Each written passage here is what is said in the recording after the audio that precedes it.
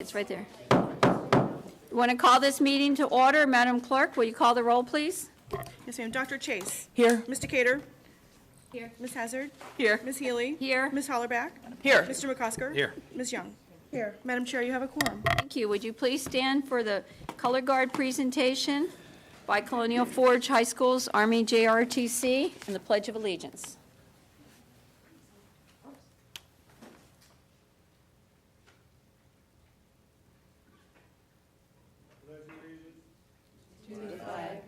of the United States of America and to the republic for which it stands, one nation, under God, indivisible, with liberty and justice for all.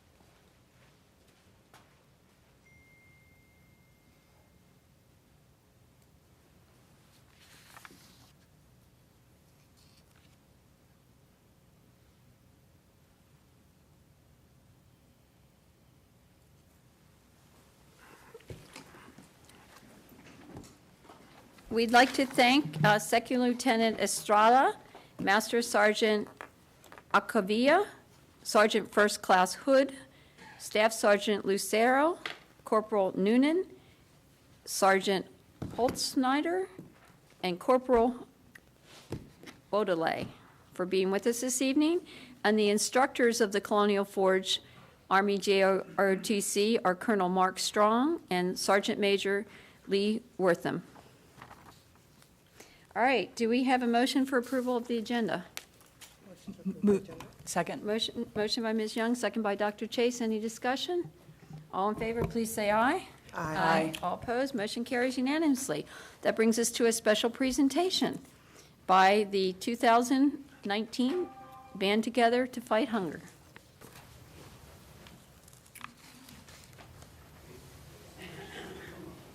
Yeah, me too.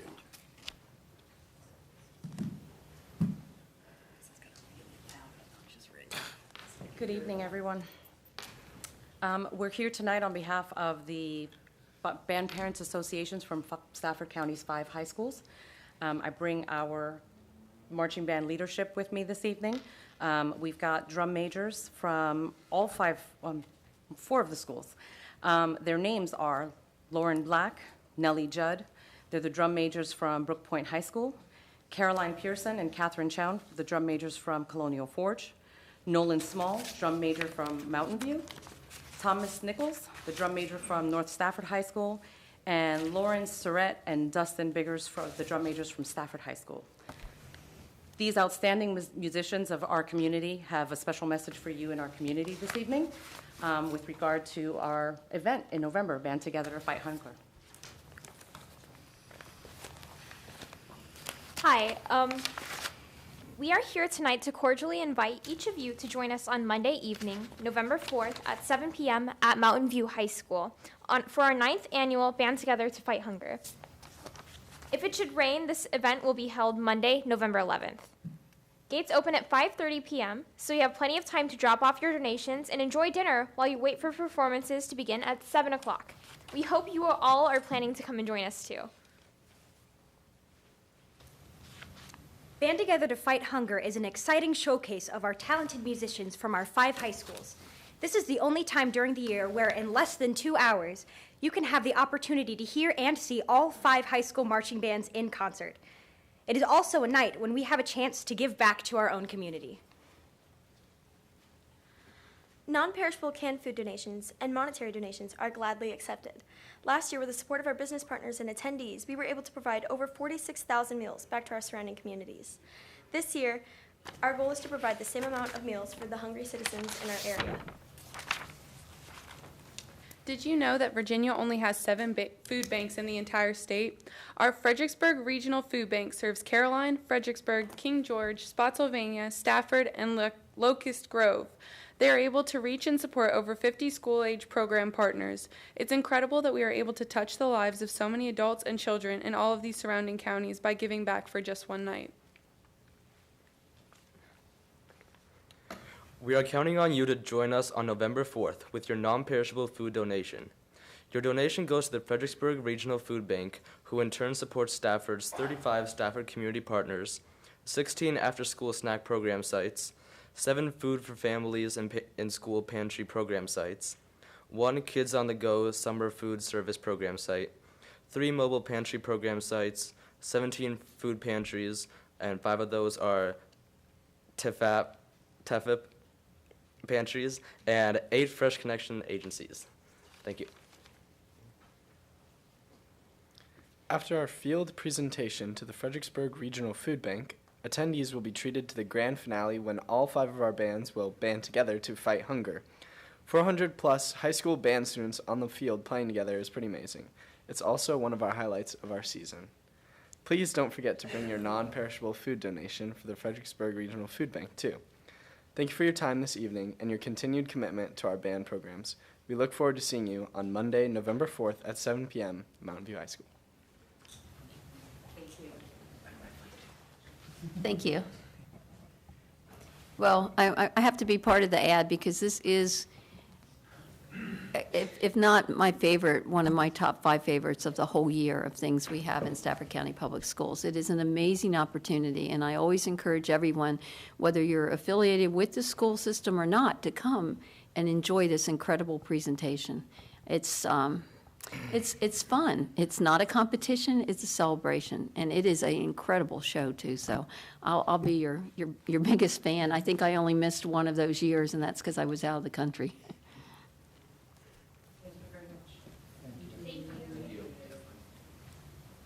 All right, that brings us to citizen comments. Case.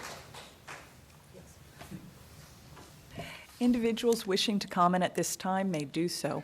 Speakers shall identify themselves by name, address, and organizational affiliation if the spokesperson represents an organization. Speakers shall also announce the purpose or topic of their comments. 3 minutes shall be allotted to speakers. The chairwoman reserves the right to restrict the total citizen comment received at any particular meeting to a predetermined maximum number of minutes with the approval of the board. Citizen comment which is profane, abusive, or which threatens imminent physical harm shall be ruled out of order by the chairwoman. Although the board provides the opportunities for citizen comment, individuals desiring to register complaints against division employees or division programs, services, or activities may also utilize the procedures outlined in Stafford County Public School Policy 1113, Public Complaints. Thank you, Dr. Chase. We have 5 people that signed up to speak this evening. The first is James Benisek. The second is Jeffrey Trigger.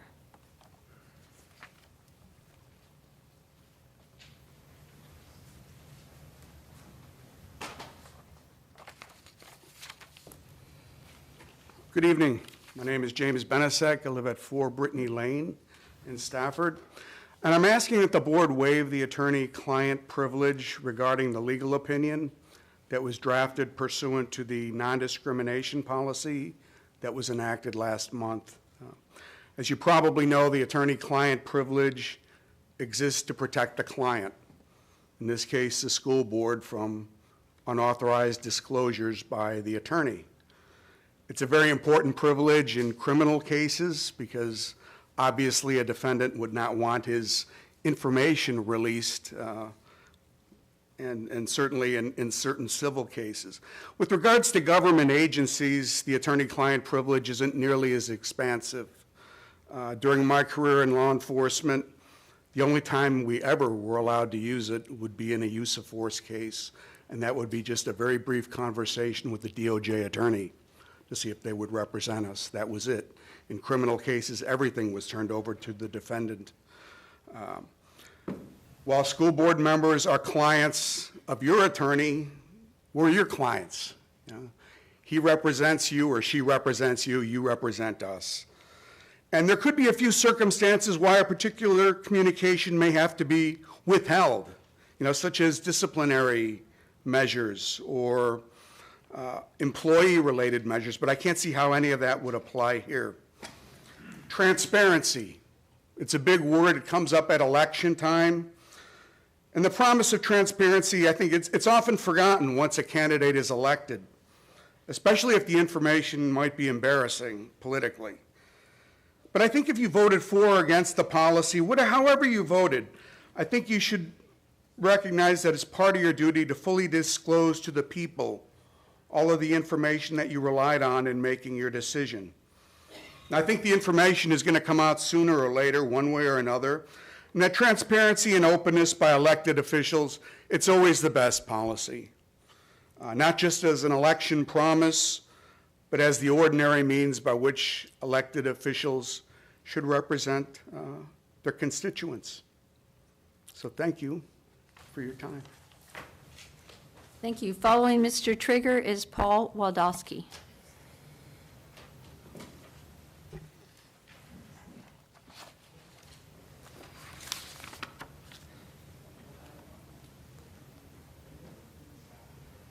Hello, Jeffrey Trigger, live in the George Washington District. The READ 180 program was a $281,000 investment by the county. And I want to make sure we do it and do it correctly. Right now, I'm finding it to be a little bit difficult to actually implement it the way that we want to, just due to the fact of various circumstances. So instead of griping, I've come up here with a possible solution that might work for everyone. We need to look at English in 3 tiers now as an educator. We have the tier 1, which is our SOL materials. The tier 2s and the tier 3s are, the stuff that sort of helps kids who are not quite there get there. We need to understand that READ 180 works best with 12 to 15 kids in a group. I've now been in 3 trainings and they've all said 12 to 15 kids. We need to assign a teacher to READ 180 in every building in middle school. That would allow the teacher to work with 30 kids at every grade level, because on one day I'd have one group and then the next day I'd have another group. I could start the first block with 6th graders, the second block with 7th graders, and the third block with 8th graders. This would allow me also to work directly with a reading specialist and with central office as far as operating that program. As you can clearly tell, I'm volunteering to do that position. This person would also have all the READ 180 supplies. It would also shrink the Tier 2 and Tier 3 courses for the other English teachers, allowing them to give more focus to their kids who are also in need.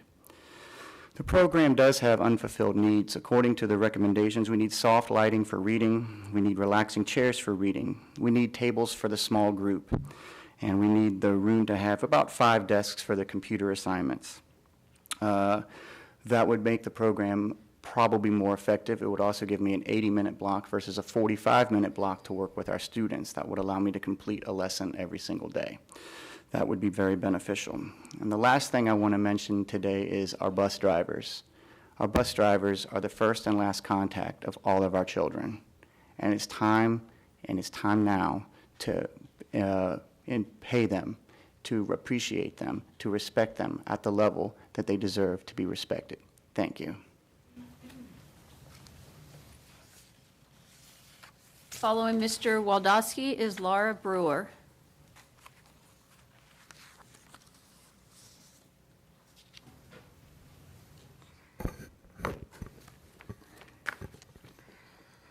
Wow, a full board.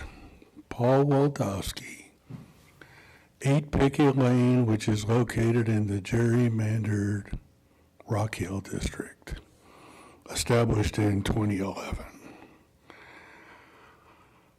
All right, 4 weeks till Election Day, and as you heard from the band, they're going to be out one day before Election Day, which is exactly across the street from me. So you'll see me there indirectly, but I obviously will not be campaigning because it's school property. And I know the rules. I mean, Waldo knows the rules. Also, remember, in 4 weeks, the lame duck session happens. So those of you who've been in office for 1,461 days, that's 4 years. You can double that. You might even enjoy what's going on. Some of you have done that more than once. Next week, October 17th through 20th, is the Stafford County Fair is going to be in Celebrate, Virginia. And I'll have a tent out there, and if you want to play a game of chess, if you're a Democrat, I'll play you left-handed. If you're a Republican, I'll play with my left eye so I can favor the right. I also will be out there teaching people all kinds of math concepts, real math, like tax assessments, populations, even the number of schools in a county, why gerrymandering is important with One Virginia in 2020. Even show you the difference between real estate appraisals, and just show you some mathematical concepts, all based off sound, objective computer science concepts. You may even see why I think Falmouth should be the town of Falmouth. You can have a mayor. We're going to leave out Aquia. Aquia is the bedroom community. We can make that a town also. So I want to be fair and transparent. Oh, we all know, I know transparency because Lady Justice wears a blindfold. Wow, it was a good discussion about the attorney-client privilege. I'll just say one thing, that when we have 3-3 votes, that's not moving forward. So when we waste time, that's why we have odd numbers, and that's why I'm pushing very hard on the gerrymandering aspects, that we only have 5 school board members, northeast, northwest, southeast, southwest, and the chairman will be elected by everyone in Stafford. All right, following Ms. Brewer is Pam Whitaker.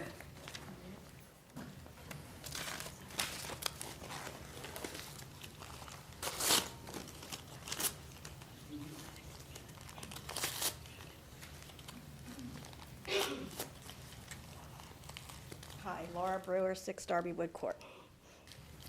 Friendly neighborhood bus driver. It's been a rough week, guys, starting with last week. It's no secret that we are in the midst of a school bus driver shortage. In fact, I would even go as far to say we are in a crisis. If things continue the way they are, without some serious changes, the driver shortage will continue, and absenteeism will continue to rise. It is time for you, as our elected school board members, to take a stand. I know this is an election year for some, and some have decided their time on the school board has come to an end. Please step up and band together no matter where you are on your journey to make this right. I realize those that you represent are not happy with the current situation, and the backlash on social media can be daunting at times. I get it that some of your own children are standing at bus stops waiting for late buses. It is understandable that you want to fix it, and now. I am thrilled to be on Dr. Kisner's committee to offer input, ideas, and solutions so he can present you with a proposal. However, we did not end up in this crisis we are in now overnight, and to expect a proposal to include immediate action as well as long-term solutions in a month's time is expecting the impossible. There is no quick fix, and putting a Band-Aid on a leaking dam is a catastrophe waiting to happen. At this point, I don't believe money is the answer to a quick fix while a long-term solution is sought out. Higher pay will cushion the blows for a while, but that will end quickly as well.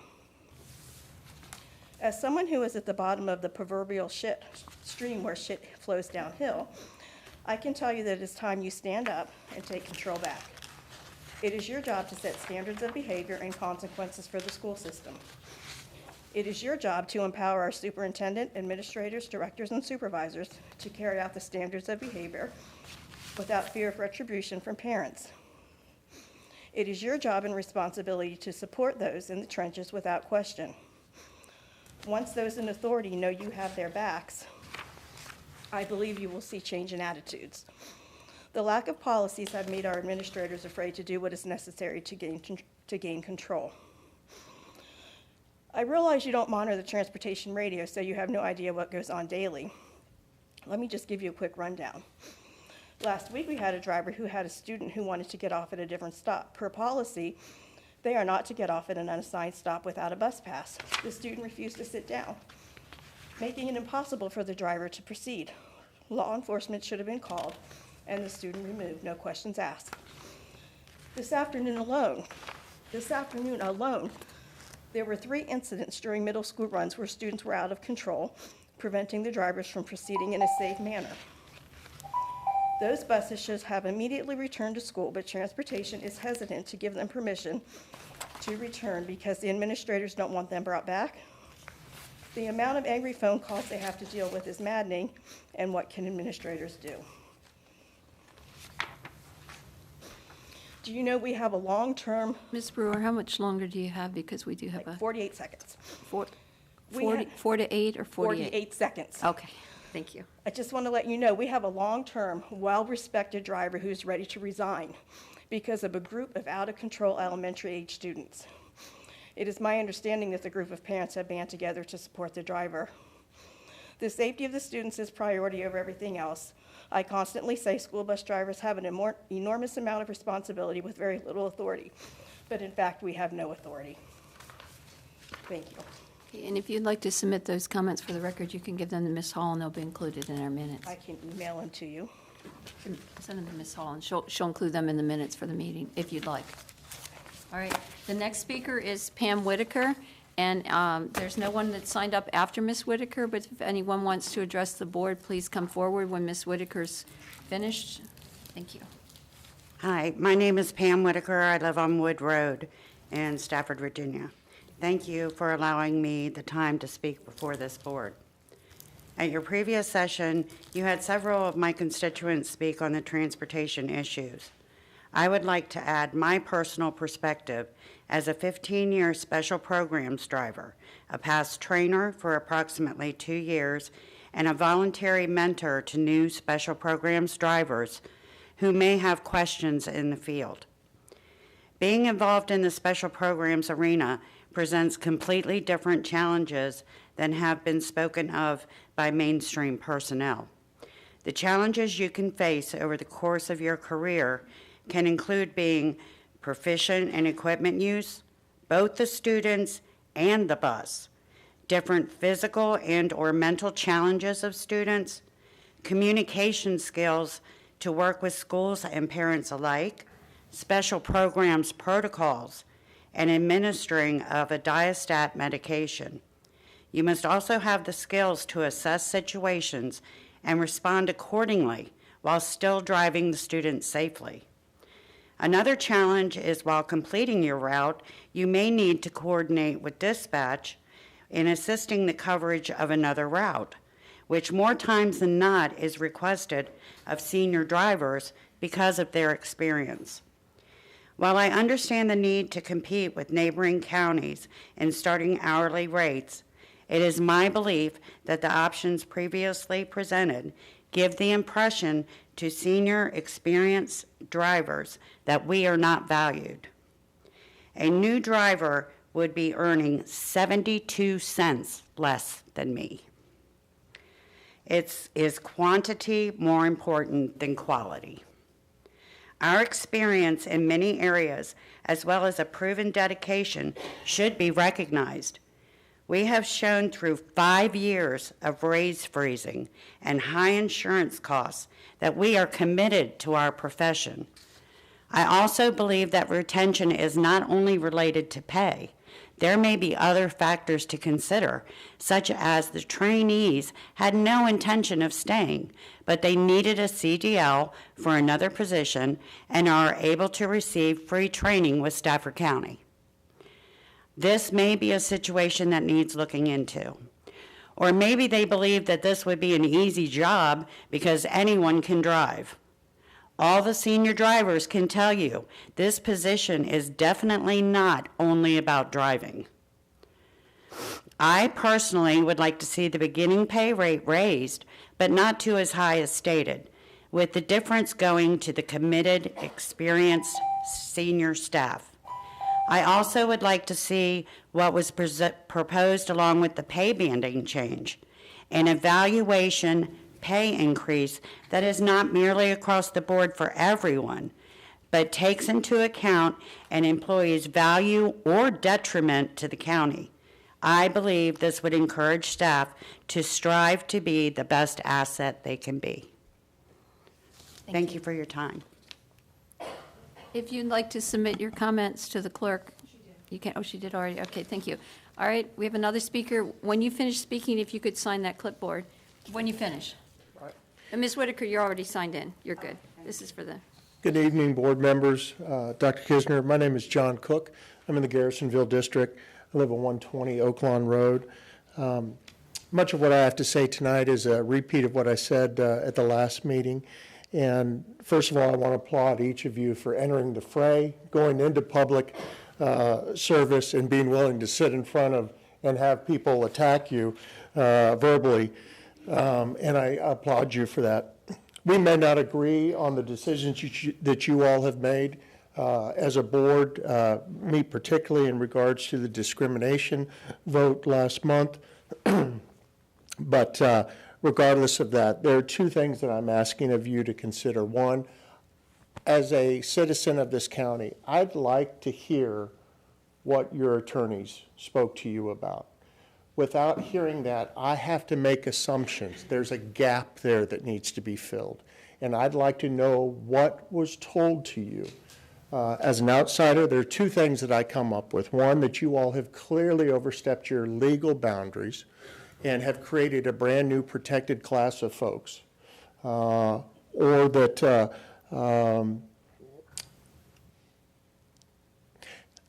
I just feel like we deserve to know what you all were told.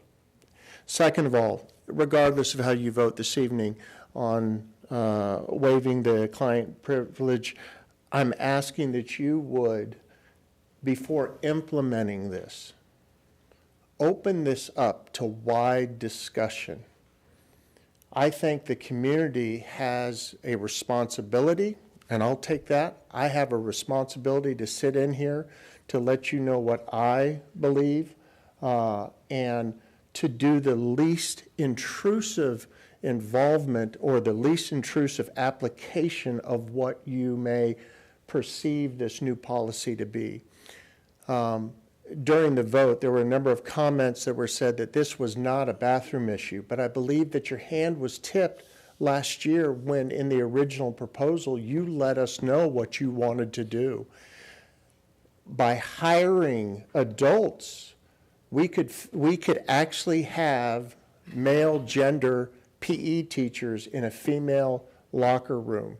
And these are things that need to be thought out, that the public needs to have a voice on, that can be heard and also be seen, and let the people that doing this in the shadows or in one or two people in a meeting and then just rolling out, this is what we're going to do, I think would be detrimental to our students. Thank you for your time. Thank you. Next.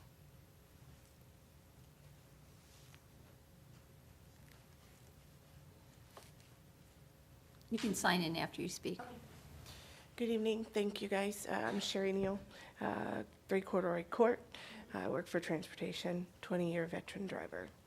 I just want to reiterate, a few weeks ago, you guys got an earful, and I think it was an eye-opener for everyone. I want to follow that with just by saying that, yes, there are students that we have that are out of control, hands down. You heard it. You heard it. You're going to continue to hear it. I want you guys to understand that there are this majority of the students on our buses that not only we have to deal with the bad, those students that are sitting there doing the right thing have to deal with it as well. And it's not fair to them. We've got to come together. We've got to get a standard across the board, not just this one for this one or this one. We've got to get this under control. I can go into pay. You guys know pay's not going to fix everything, but as everyone else has said, it's going to help temporarily, and it might ease things a little, especially for those, that are ready to walk already. And we've got 2 senior drivers that are ready to walk because nothing's being done. Imagine your children sitting on the bus doing what they're supposed to do. And you've got kids behind them that are just being obnoxious, and there's 70 kids on some of these buses. We've got to get the drivers. We've got to retain them. No, the pay is not going to fix everything, but it's going to help. Dr. Kisner, we had a great meeting. It was a good start. We're looking forward to this Thursday to see where everything goes. All I can say is we've got to come together on this. We have to come together, or you're not going to have drivers that are going to want to drive at all. I mean, it's coming down to that. Like Laura said previously, shortage, we're crisis, and it's going to take everyone coming across the board to get together. I look forward to hopefully seeing each and every one of you on our buses the 21st through the 25th. You'll see what all of us have been talking about. And I don't know, I just thank you. Dr. Kisner, thank you very much for working with us. We truly appreciate it. We really do. Thank you, ladies and gentlemen. And if you could sign in there, it looks like there's somebody else. If anyone else would like to speak, if you could please line up so we can follow this gentleman. Good evening. George Schlegel, 35 Waycott Lane in the still closed Brook Road District. Thank you, Dr. Kisner, for meeting with us. We appreciate everything that you're trying to do. I am a little bit surprised, though, when I hear, oh, we had no idea, because I have stood right here and said the same thing over and over again. Other people out here have stood right here and said the same thing over and over again. Our jobs, we cannot wait until the next day to finish them. We get every kid to school and every kid home. Maybe not at the time that you want us to, but we do. And that is being shorthanded. We don't have the option of getting up and walking out when something doesn't go our way. I am not going to expend all of my time. I'm just really disappointed at what I've been hearing about, oh, we had no idea. A lot of you have been on this board through this whole downward spiral. And how can you actually say, we had no idea? We wouldn't even be having this conversation at all if Dr. Kisner had not tried to do something to help us get more drivers. Nothing would be done until the next budget cycle. But Dr. Kisner stepped up. We cannot put any blame at all for any of this on him. He was not here. This happened before he got here. Thank you for the opportunity to speak. Is there anyone else who'd like to address the board? Seeing none, we'll close the public comment period. Come to the board comments, board member comments. Ms. Hazard, would you like to start?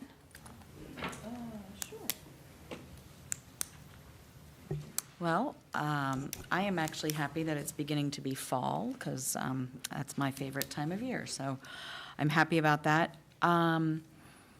Just wanted to make a couple comments about some information that came out. If you follow me on Facebook, you may have seen it. And I think it's something for us as a community that we have to really grasp and grapple with. Where do we really want to be in the Commonwealth of Virginia? Do we want to be at the top? Do we want to be at the bottom? Do we want to be at the middle? I do believe that it has to be a partnership with our Board of Supervisors. Many of you know, several years ago, I was involved in writing an article that created a lot of controversy that talked about the AAA bond rating and that I wanted us to be a AAA bond school. I am not going to sit and tell you that a lot that was in that article has particularly changed. And the reason I'm going to say that is in the link that was contained in our accreditation press release. If you go through all the million pages that are in there and you have to click around, and it's the kind of stuff you do late at night, and there's some very interesting statistics how they compare everybody in Virginia with their local funding versus their state funding versus their federal funding. Federal funding I'm not going to focus on because we don't have a whole bunch, I don't believe we have a lot of control over that. However, what our local funding is. In 2015-16, Stafford's local funding is 43.9% of our budget. The average for local funding for the state, taking all, and I'm sorry if I get it wrong, Dr. Kisner will correct me, 133? Ooh, I did better than I thought. Counties that they did an average. Their average for local funding was 51.8%. I'm going to tell you, that's kind of I'm not a great math, but I get it. So we move on to 2016-17. Well, our state funding, our local funding went up to 44.5%, and local across the state was 51.3%. In 2017-18, our local funding was 41.1%. The state's is 51.5%. Is our locality, are we as local citizens really willing to fund our local school system? And if what I keep always hearing, and everybody goes, yes, I would like to, yes, I would like to, but I will tell you, year after year, I have sat here, and when we get down to the numbers, somehow when we get over there for the budget, it's fairly 7 people sitting there, maybe some other people, and the SEA, thank you for coming in the last couple of years. But I will say, by and large, it's kind of lonely sitting over there saying, we want a AAA bond school system and a AAA bond rated county. That AAA bond was supposed to be able to buy us more stuff and help us to use dollars better. Help us, like I said, this is 2017-18 data. I do not have the 18-19. But a 10% difference between the average across the state of local support between Stafford and the state, I have to tell you, I think that's really difficult. And yes, the 7 of us, I think, have advocated for a lot of increase, but the voices that they're going to listen to are not this 7. We need more people to say, I believe, that if we want to be at least even competitive with the state at local funding, we have some work to do. Since we'll be talking budget priorities tonight, that was my budget intro. Thank you, Ms. Hazard. Mr. Gator. Hi, guys, I'm back. Thanks for making do without me last meeting. My apologies that I was not here. I didn't have much to say tonight except for that listening to the drivers, I feel compelled to say, I'm so sorry for what you experience on a daily basis. You deserve way more respect than you are afforded. In fact, much of our staff do, and we have a lot of work to do. But, you know, we got an email, and I've thought about this before, but you are the first to see those children in the morning sometimes and the last to see them at the end of their day. Much of what you do, and I've seen it firsthand, I've been in the parking lot and gotten the kids off the bus when I worked at the private day schools. Much of those children's mindset comes from their experience with you on that bus and their experience with the other students, and you're absolutely correct. We've got to get control of this. And I stand behind you guys and Dr. Kisner in figuring out just how we're going to do that, because not just you guys, but you all, our teachers, everyone in those schools that have hands on those kids, thank you for everything you do. Thank you, Mr. Gator. Ms. Young. Yes, good evening, everyone. I did not have a comment, but I just wanted to piggyback on what Ms. Hazard said in reference to the budget priorities. I just hope that the number of individuals that showed up here for the race discrimination policy show up at the Board of Supervisors when budget season come to pass additional per pupil expenditure and to pass our budget. Thank you.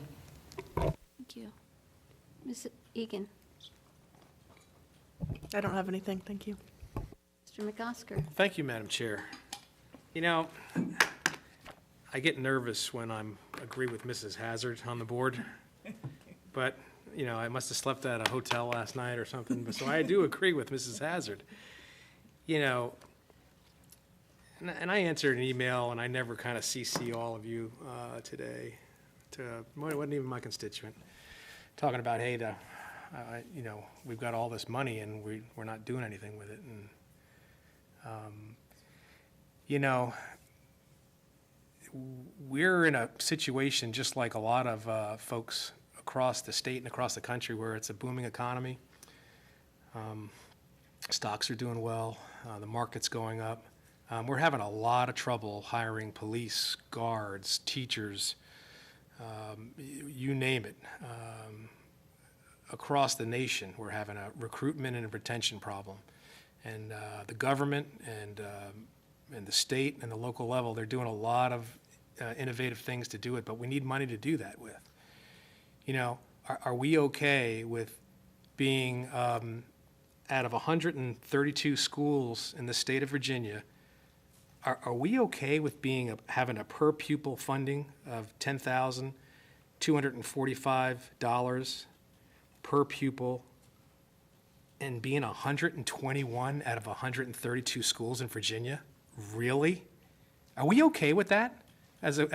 Well, you know, just cut football and cut the football program, and then, you know, we'll just send that money to IB. And that's not how it works. An outstanding school division has a variety of programs after school and during school to keep our kids engaged. Hold on, 121 out of 132 schools in the state of Virginia. Really? Is that what you out there are okay with? And I'm not speaking to you in the audience, I'm speaking to you, that the other 3 people that may watch the school board and know what the heck's going on in the damn county. Watch your language, Mr. Thank you, Madam Chair. I appreciate that point of privilege. So, Ms. Hazard already mentioned it, 41% local funding and 51.5% for state. If you all don't go and help us get money for the school division, the buses are already starting to shut down. And you're feeling it. I got kids. I got 4 kids in the school division. Don't tell me about having kids. I got 2 in college, and my wife's real smart, and they're in good colleges because of this school division. And I got 2 in middle school. So don't tell me I don't know what the heck's going on. If you all don't get out there and fight for this funding, it's shame on you. Don't sit here and say, oh, you're the school board member, you should fight. They don't care. They care about your vote, putting them in the seat. Whether it's at the state level, whether it's at the county level. That's what they care about. It's real simple. It's all noise until I'm not voting for you. Oh, hey, what did you say? I'm not voting for you because you're not supporting the schools, or you're not supporting police, or you're not supporting fire. Whatever your thing is to keep this county running, you all need to get up and step up to the plate and go out there and do it. I'll be doing it once I'm off this board. A lot of them say, thank God for that. Well, yeah, thank God. We'll see. We'll see. I've been fighting for years for employee pay. Years for employee pay. And some of you know it, and some of you don't care, and some of you just want tomorrow to come. But let me tell you something. If we don't get this pay stuff right, we're going to be in a world of hurt. We're going to have substandard teachers teaching our kids. Everyone's going to pull out that has the opportunity and the funding to pull out to another school, private school. They call it flight. I don't want to put a term of color on it as white flight, but that's what it is. Buses will stop running. So I don't know if this is going to be heard, this little speech of mine, this little rant, whatever you want to call it, with a bad word in it. But we're at a crossroads here, and it can go one or two ways, and I sure as heck don't want it to go the other way. I want to be successful. The kids deserve our best. This is a very affluent community. I don't know if our county number is 15 this year out of the United States wealthiest, 15 wealthiest county. I don't know if it's the 15th or it's 12 or it's 16, but really? 121 out of 132? Really? So when you write the school board an email, make sure you CC your supervisor and your state rep too. That goes a long way. Thanks. Thank you, Mr. McOsker. Mr. Dr. Chase. McOsker, you and I agree a lot.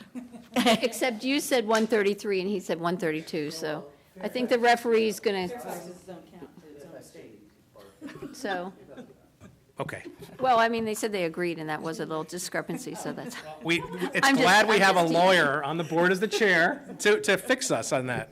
That wasn't what I meant, Mr. No, I'm very impressed that you all agree, and that's a good sign, because it's something that's very important to all of us and the community. Dr. Chase? Yeah, I don't have too much. The professor and me did a little quick calculation to figure out what grade 121 and 132 would be, and that'd be about 9%. That would be an F, not a triple A. At any rate, I will defer the rest of my time. Jane? Thank you. I just want to remind the board, we have a meeting next Tuesday with the Board of Supervisors, and they've indicated that they want to talk about the capital improvement plan. And I think particularly they're going to want us to address our top priorities for the high school and the elementary school number 18. So you might want to be thinking about that before our meeting next week. And also, I'm not usually one to shout out, but I do want to say that the Mountain View football team last Friday did a wonderful job of keeping their undefeated streak. I won't mention the team that they defeated, but it was another Stafford County team, and it's great. I mean, wherever you are, Mr. McOsker, you're 110% right. You know, we have to have a balanced program, and the sports are a very important part of that, regardless of what sport it is, as well as the arts. And this is part. I've always felt this way. That these extracurricular activities help round out our students and make them better prepared to move on. I was very sad to hear that we had to cancel some of the cross-country meets. Is that the case, Dr. Kisner? I've heard that. If it just, because of a bus situation, I understand our priority has got to be to get the kids to and from school. But if there's, any way we can keep that going, it would be a good thing. So I'll end my comments and move on to you. Thank you. I thought you might be, just. No, I am, I just heard about it from Yeah, a parent, so I'd like to know. Anyway, two of them are being made up. Okay, good. Okay, that's good. All right, I do have a few comments. All right. Just to continue with the theme, because I know you have your meeting on Tuesday, and it's on the CIP, but I know you're adopting, or I guess approving your budget priorities. I did put, and it's on board docs, or is it on board docs? Okay. You actually have the per pupil expenditure for Stafford County Public Schools. You've already heard the 121, but we did give the school board and the public, if they're interested, the state median, the state average, and then we compared it to our comparison group, so people could get a sense of what we're actually speaking about in lost dollars. If we just made it to the average, this is just getting to the average. I also know the CIP discussion, there's going to probably some discussion about utilization. Is it 90% or 100%? I've been sharing with the school board that I would encourage us not just to look at that as the sole criteria. We did an analysis. I actually told Ms. Healy today, I even went to some schools to verify these numbers. It's called classroom space. Oh, do we have classrooms? And some schools are not even at 90%, and we're out of classrooms. And we're out of classrooms because I think we value, as you just all mentioned, that an art teacher has an art room, a music teacher has a music room, that there's rooms for children with disabilities, there's rooms for children who are English language learners, there's rooms for technology. So you have in front of you every school broken down by available rooms. And I'm just saying, this is just another piece of data to help in the conversation, maybe next week, but as we move on. All right, some other real things. October is Suicide Prevention Month, and it's Bullying Prevention Month. So I want to remind staff and parents and students that we have school counselors, we have school psychologists, we have adults in our buildings, that if you feel a need to talk, if you feel a need as a parent that my child is struggling because of peers or other issues, use us as a resource.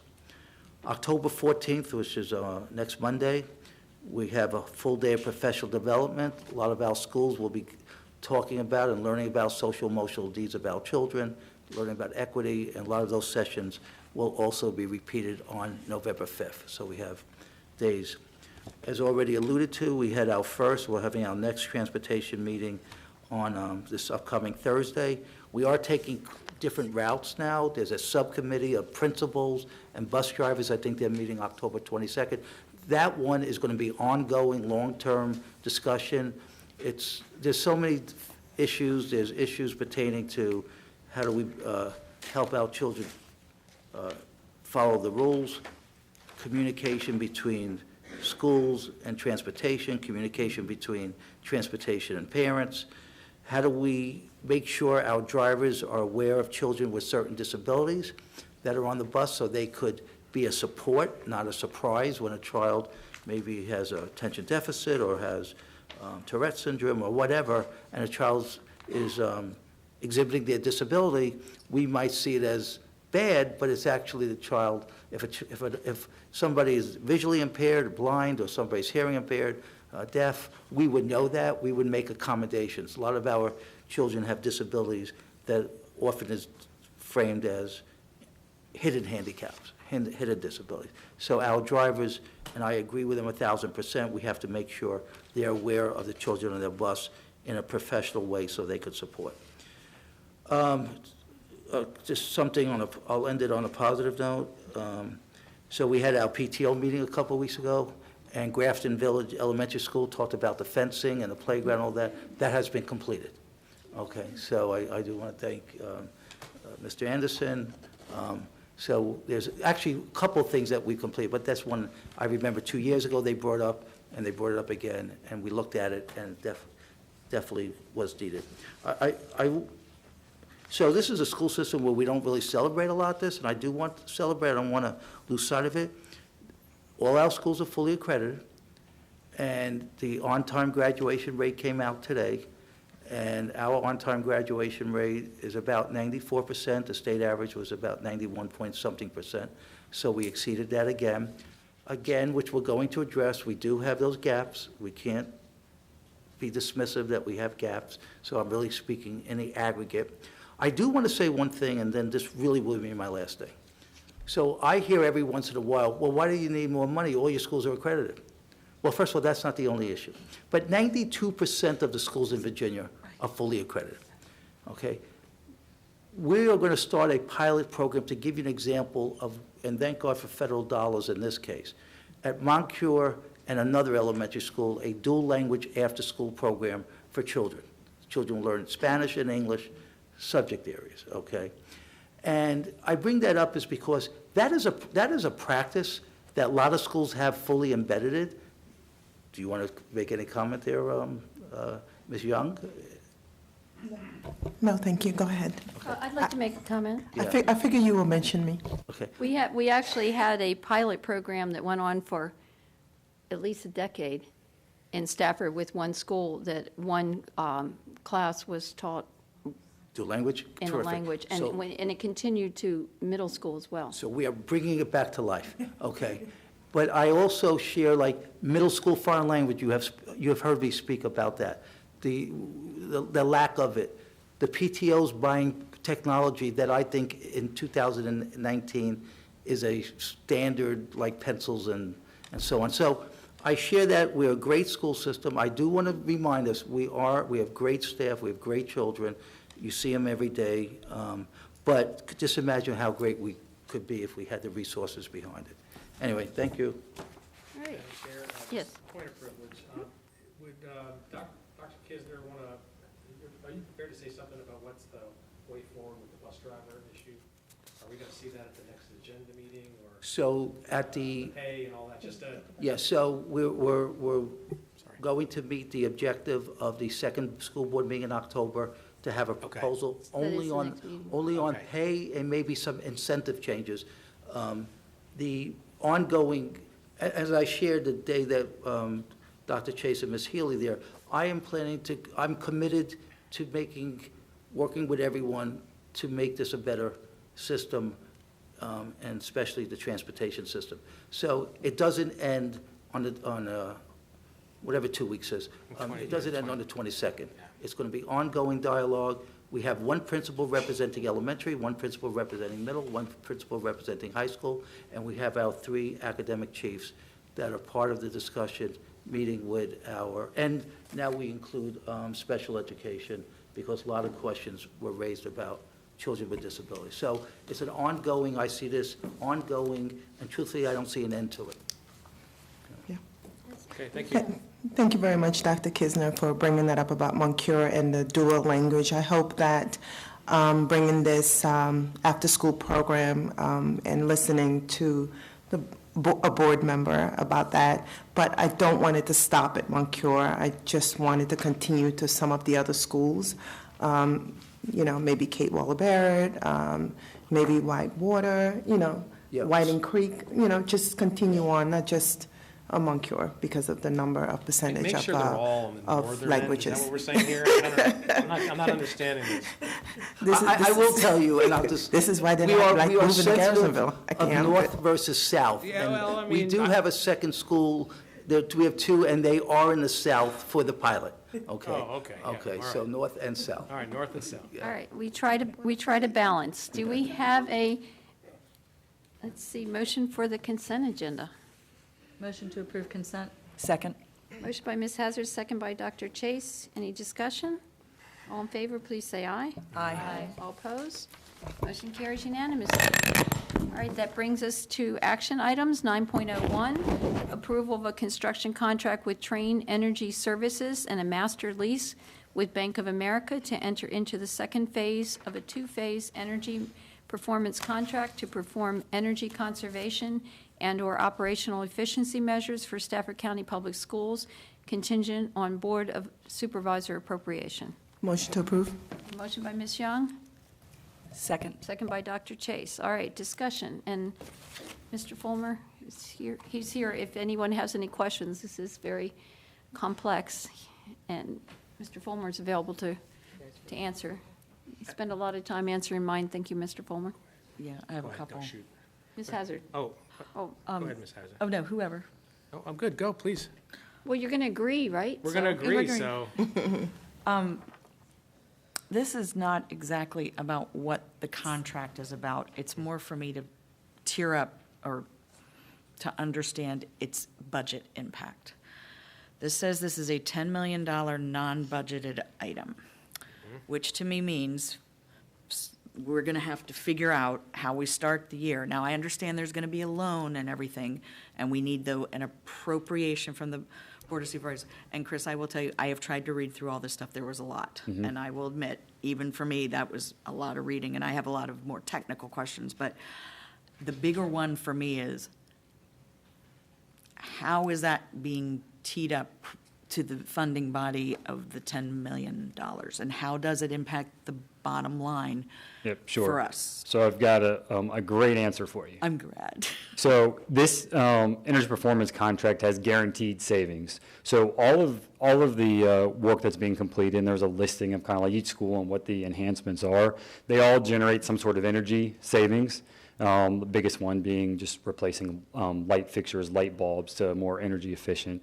And so our contract specifically requires guaranteed annual savings of about $858,000.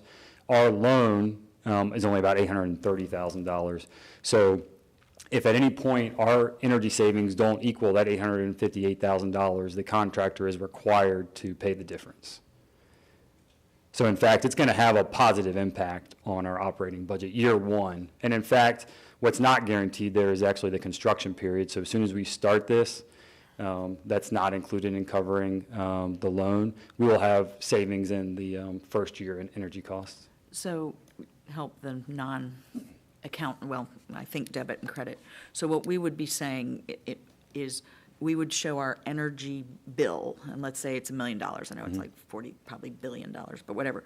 We would then say, wow, we saved 800,000, so it's like 920,000. So it's just really a debit credit of not showing a $10 million or $850 million operating budget increase. Do you understand what I'm trying to say? Yeah, correct. So we're going to have a new disbursement of $830,000 roughly per year to pay back the $10.6 million that we're borrowing.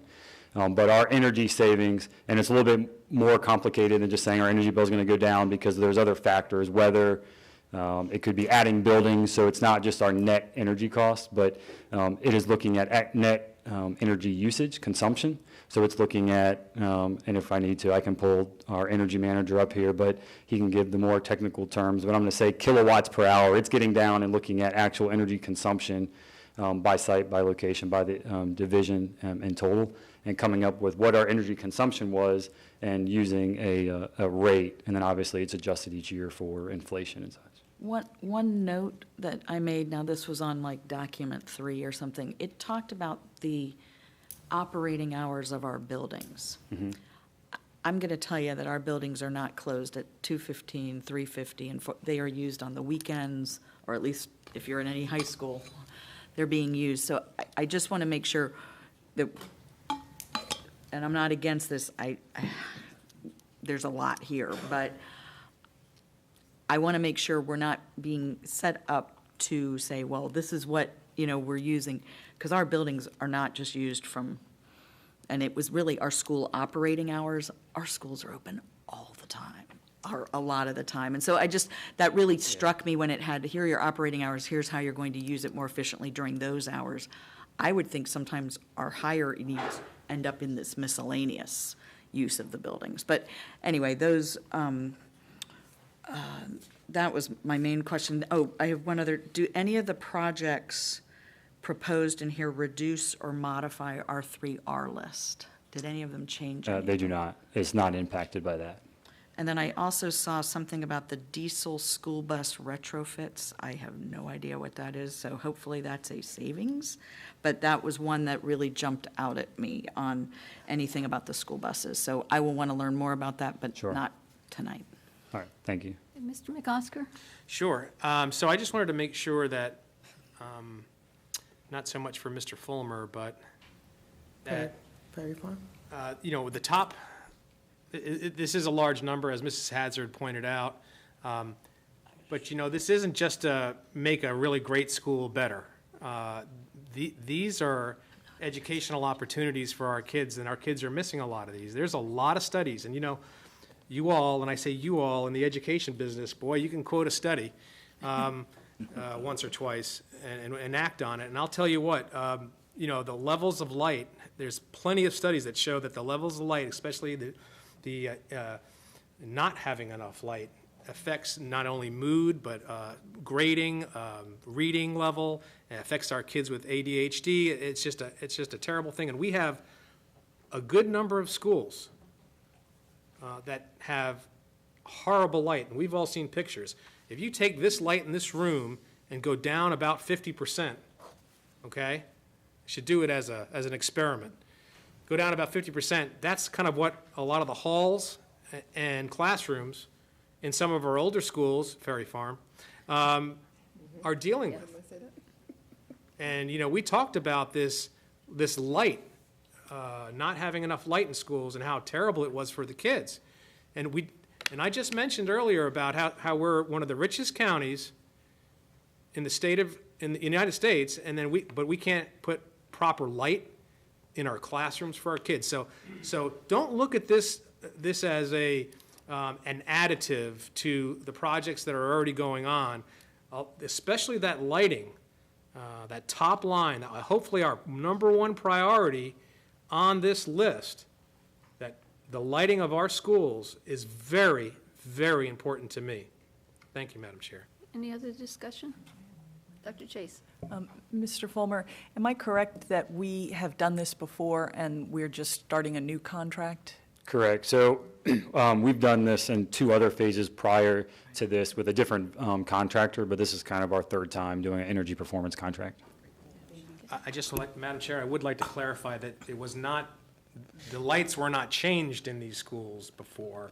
This contract was let before for other things. Is that correct, Mr. Fulmer? Josh, you know what the prior ones covered. The prior ones were mainly motor enhancements. There were some lighting upgrades that were involved. The lighting upgrades that took place at that time were T8 from T12 conversions. So you were still going from fluorescent to fluorescent. So you still didn't, you improved the light quality, you improved the bulb, but you're not going, now you're going from T8s to LEDs where you're eliminating that fluorescent quality. Okay. You no longer have that strobe when a bulb is dying. But that last upgrade was in all schools, was it? No, it was select, it was a It select was a very few. select few schools. Yes, sir, I believe. Okay, I believe just it wanted was to make 7 sure I believe that. it was 7 schools. Okay, got it. 8 schools. I just wanted, just point of clarification, Madam Chair, I'm sorry. Thank you. Ms. Young? Was there an educational dashboard that came with this somewhere? I don't see it anywhere here. There was an additional curriculum component that's included in this. I don't see it here. It's in here somewhere? I don't know if it's broken out specifically in here because it's not part of a Yeah, a I think specific I think it's something fun enhancement. for the kids, so it'll be nice to bring that back to the school board so that they could see it. But it's something fun to There have is and a see. curriculum enhancement that Train is offering called the BTU Crew, which would enhance our CTE programs. It would apply HVAC Yeah. techniques and practices Yeah. to our CTE programs throughout the division. Yeah, it'll be nice to show that. Curriculum delivered to the instruction Thank staff. you. Thank you, yeah. Okay, any other questions, comments? And if I can just quickly thank Josh Schimpf, he's obviously like spearheaded this project from the beginning, and a lot of late nights and hours as he walked through buildings with during the initial internal the audits and investment grade audits. So this is kind of his baby, and so he's definitely going to be looking forward to getting this moving. Thank you. You regurgitate well. What's that? Sorry. That's funny. Thank you, Josh. Okay, well, we have a motion for approval. Ready to call and question? All in favor of the motion to approve, please say aye. Aye. All opposed? Motion passes unanimously. All right, that brings us to 9.02, waiver to the extent required of attorney-client privilege. This has been here before, and it's coming back in accordance with our bylaws. So, Ms. Hazard, do you, or does anyone have a motion, I should say? Ms. Hazard and I put this on the agenda, but if anyone has a motion, they can feel free to make it. I make a motion to waive to the extent required attorney-client privilege the 4 items, May 8th, 2019, email July 12th, 2019, memorandum from council, August 15th, 2019, letter from council to school board, and the list of the board member questions submitted to council. Second. All right, we have a motion and second. Discussion. I'll just give the overview quickly again. I believe for the extent of questions that have been asked about this policy, the the fact that we are not in litigation, and having read through the comments that were provided to us by the SEA that talked and requested for us to be very transparent in what we were doing, and really talked about having surveys of the people that are on the front line dealing with this policy. It is certainly my hope that there will be more of that engagement going forward with our staff, because they are the front lines.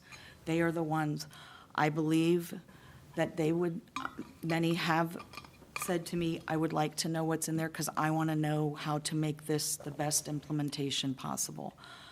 And in this limited case, I believe that is in the best interest of our students, our staff, because our staff also has impacts. Some of the questions that were raised by staff was about the vagueness regarding implementation of reasonableness and their behavior. They want to have input in that, and I believe in this case that the more information is better for us to make sure that the implementation plan is the best that it can be, going with trying to make sure that we are the AAA school system that we can be.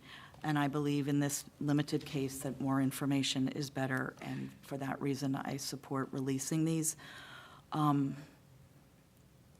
legal documents that do talk, that may address some of the issues that were raised in the SEA survey. There were about 70 comments that I think, and those are not the only ones, but those that were in there gave me pause that there was a lot of misunderstanding. And I don't want there to be misunderstanding on behalf of those who are on the front lines to implement this policy. Thank you, Ms. Hazard. Any other discussion?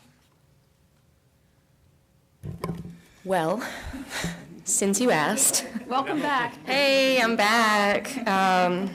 We are now an odd number. Yeah, so I do realize that I'm the only one here who hasn't voted on that.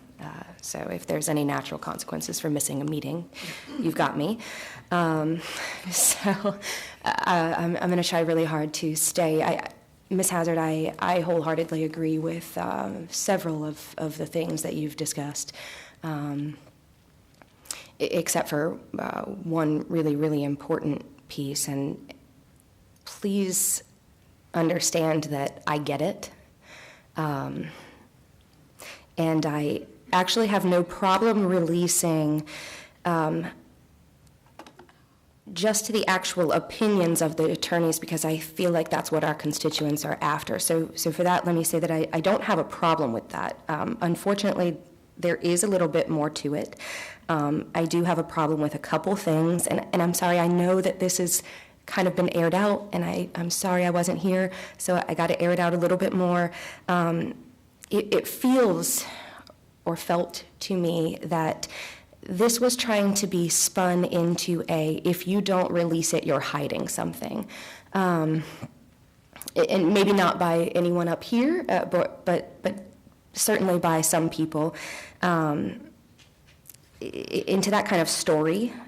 For me, that felt manipulative and deceptive. And I just have to say that I had a few issues when this first came to us that maybe I wasn't so clear about. But we received packets which were supposed to include, or I felt like they were supposed to include, all of the information that was being asked to be released. They did not include that information. So I was a little bit confused about what was actually being asked to be released. Yet when I asked these questions, or I said I had questions about what exactly was being released, I felt that I was met with kind of a pre-rehearsed story about transparency and the fact that we had done this before. And there was also the issue for me that it was put on straight for action. It was discussed that we do that a lot. That's not true. We put things on for information, and occasionally if it's a pressing item, we will move it to action. And I generally don't have an issue doing that with things like funding a light post or, things like that. Okay, that's when we move things from information to action. So for me, that brought me concern.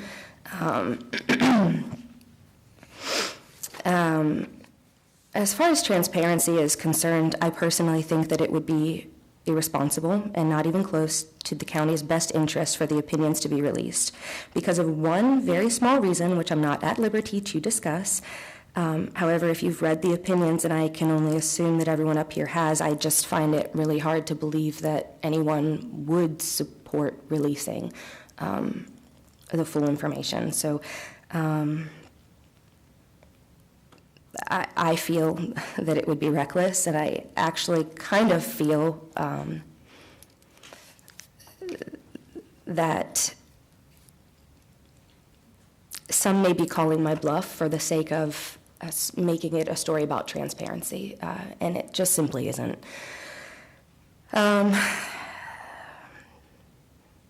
had a lot of things to say, but I did watch Ellen today, who, when she was talking about sitting next to President Bush, and she said, be kind to everyone, even those you disagree with, so I'm trying to follow her guide. I just can't say enough that this is not a transparency issue to me, and I do agree that I think that, Ms. Hazard, your concerns can be accomplished without releasing the attorney-client privilege. So I'll leave it at that. Thank you. Any other discussion? No, well, I just want to reiterate, reasonable minds can differ, so to me it is transparency, and to me it is making a judgment about what is the most important. And for me, it's the most important to have the public know the information that was provided to the school board, the responses to the questions. The people that were here in July were, and I'll say it nicely, irate, because we put off the meeting to get the answers to the questions. So we got the answers. There's no litigation, as Ms. Hazard stated. I mean, generally, a very important reason not to release confidential information is because it can be used against you. I don't think that's an issue at this point.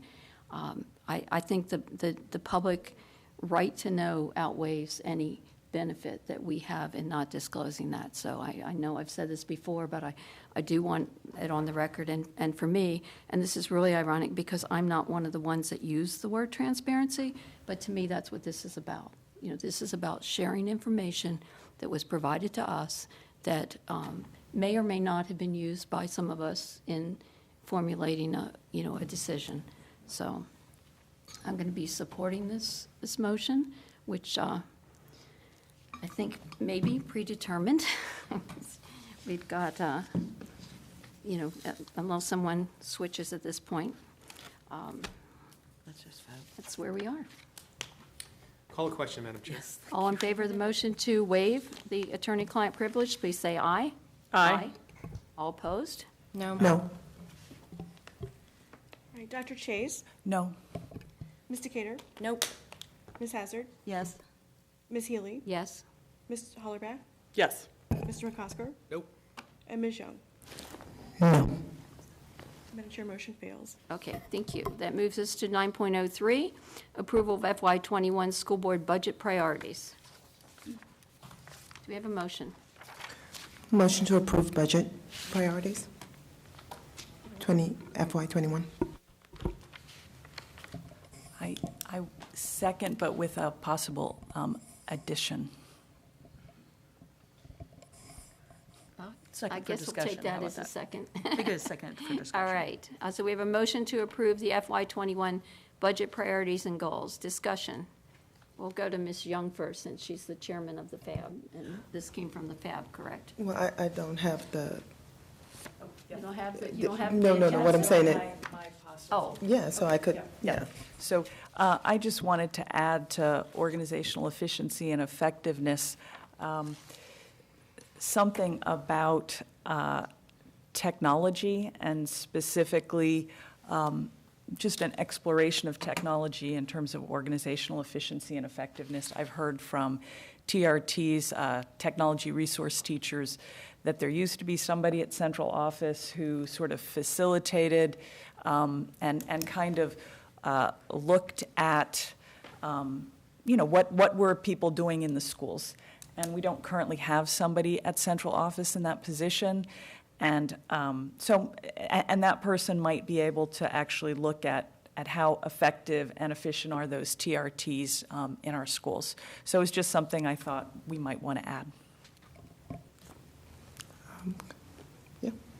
Comment? Do you, Yeah. Ms. Young, do you want to go next? Yes, sure. Oh, okay, sure. sorry. Yeah, yeah. I think this needs to come through the FAB like everything else, but I know that this was something that came back. It was one of the recommendations 2017, 2018, and Dr. Chase, we do disagree on some things. This is one of them. And I am technology mistress here, right? So I did ask for a strategic plan. Ms. Nicole did give that a strategic plan. Mr. Taylor, when came in and assumed that position, the strategic plan was completed, so thank you for that. But if you recall, I had asked about this central office person, and you had some homework that you needed to do. I don't know if you remember. So I wanted to see, because we do have that IR, whatever you call them, RT person that's either at Colonial Forge or North Stafford at this point in time, because he actually trains individuals and work with individuals. And I've asked you to see if you could bring that person in, and you were going to reorganize and get back with me with a plan. So I'm thinking that, yes, I agree that we need to do that, but I would like to see some justification and some work to be done first before I approve that position. Okay, if you don't, just because I'd like the question may be focused to me, not Mr. Taylor. Yep. Okay, so first of all, every one of our buildings have an ITRT. Secondly, in the budget last year, Mr. Taylor just got here like November, I think, but anyway, if you look in the budget, he did put in additional positions for central office technology administration. It goes to your earlier comments that 3 or 4 of you have made, and I have shared some data. We would like, because we don't want to just say we have all of this, because we have real needs. The technology efficiency, going to the transportation discussion, there's a lot in technology that I think could help us in our technology efficiency. So I would just maybe offer not being so specific, but just the terminology of organizational efficiency as it impacts all our operations with technology, something to that effect, because it's beyond just going into the buildings. And that's what I was pretty much asking for. I just was explaining that that was the reason that I wanted something about auditing the technology or giving us some recommendations. Oh, I'm sorry, I misunderstood. I thought it was actually a person, central person for the RT. Okay. Ms. Hazard? I'm going to be unpopular again. I hate being unpopular, but I seem to sit in the seat for a while. I like the concepts that are contained in this. I think it's a great list of guidelines for Dr. Kisner to use in his budget preparation. But I truly believe if we're going to say budget priorities, we've got to pick 2 or 3 things to go across. Mr. McCosker, I'm looking at you, okay? We're tracking tonight. I think I say that I know, every year for you 8 do, years. so But go I'm ahead. saying it And I'm for going to you. say it again after you. Go ahead. Okay, because if we don't go across to the Board of Supervisors and say, and you all pick your top 3, I shared my top 3, I sent them to Ms. Young, I'm not saying they're the only ones, but to me, front and center, the main thing I want to go over across there and say is, I need funding to fix a system that is breaking, and I want to start with transportation. I want to start there. There are a variety of other things, and I want us to do those things too. But if we do not go over there with a targeted 2 or 3, we go over with 20, They will not fund it that way. They will only fund when we come in and we say, this is specifically what we need, and here is the cost. And I realize at this point, we're still in the formation stage, and these are great formations, goals, Mr. McCosker, goals, guidelines. I know you've used them in the past. I really would like the board, because when we met on that Saturday, we didn't have a lot of time on this one. I truly believe us taking our story mixed in with what Dr. Kisner and others are saying of, look at how we compete within Virginia. Now let's look at how we compete within Stafford. That's all great information, but the whole thing is all that information means nothing if we don't come back and say, and here is what we need, and here is the cost. And I truly would love this document to help us get there. I know we won't have funding, but I think it's got to be that direct. So it's not that I don't, I do. I think it's a great list. I think it goes partly to your job, sorry, of putting together your budget. But I think we as a board have to go across very specific. This is what it's going to take. So I'm just kicking around whether we would like to do that way. I feel like this isn't our strongest to go across the street and say, this is what we need. I think this is great backup and where we need to be. But we got to go in with budget stuff and say, here it is. I don't know, maybe that's unpopular, but that's just how I read it. I thought, how am I going to create from this what I need? So I think this is a great starting list of our guidelines for our budget, but I really think our priorities have got to be punchy and across. I don't know, just a I think thought. Mr. McCosker was next. Sure, no, so the, I do say this every year, and you know that, This will be your last chance. and this will be my last chance. sorry. Thank God. I'll give this opportunity to smart folks, right? So you have goals, and this is an outstanding list of 20-some odd goals for a very successful, very large school division with outstanding employees and a lot of things to fix. This is perfect. But I do say every year, and I'm going to say it again, and Ms. Hazard said it very nicely as well, but a goal is like an object of a person's ambition, an effort, a desired result. But when we start getting down to the numbers where we have a finite amount of resources, the board or any board needs to have a priority, a budget priority. And that budget priority may be 2 or 3 or 4 things in priority order that when you do have, like I said, a finite amount of resources, that we can make a decision quickly as a board and act on those things that are really critical to the school division at that time. And every year it may be a different priority. It may be transportation, as Ms. Hazard said this time, and it may be next time it may be something else. An ongoing goal may be still in there as number 3 is, employee pay, keeping up with, but to really whittle down a budget priority really focuses the executive leadership of any board to make sure that we're kind of focused in, because as you saw just now, technology needs to be in there now. And then once we get out, I've done this 8 years, right? Then we get up there and we go, hey, hold time out. They need new shoes at school X or whatever it is. And then that gets thrown in the mix, and then we get sideways, and we don't get after the county's business. So, excellent goals. I would call this a 25 budget goals, and then I would have a separate document that you have a meeting about on January 1st that has 3 goals, 3 or 4 goals, and then that could really hem you in to hit the target. Okay, thanks. Thank you. Ms. Decatur? Are we going in order? Well, I mean, just think, if we wouldn't have kicked you off the FAB, you'd have perfected this by now. I was on the I'm just kidding, I'm just kidding. Everyone's being so nice tonight, and I came in wearing my sassy shoes, so I don't know what you guys did when I was gone, but no, I'm just kidding. Actually, I agree, and I think I've said it as well. I definitely agree. I mean, I would definitely switch it because I think there are priorities and goals. Benchmarks, things like that. What are we hoping to accomplish by when? We've talked about that as a FAB as well. So, I don't disagree that this could could use some work, but anyways. Ms. Egan, do you have any? Yes. Okay, Dr. Chase, second round. Yep. So I would just respectfully like to point out to this board that we don't seem to be doing our homework. So, this has been here for more than one time, and we've been asking you all to give us feedback. And the same thing happened with the CIP.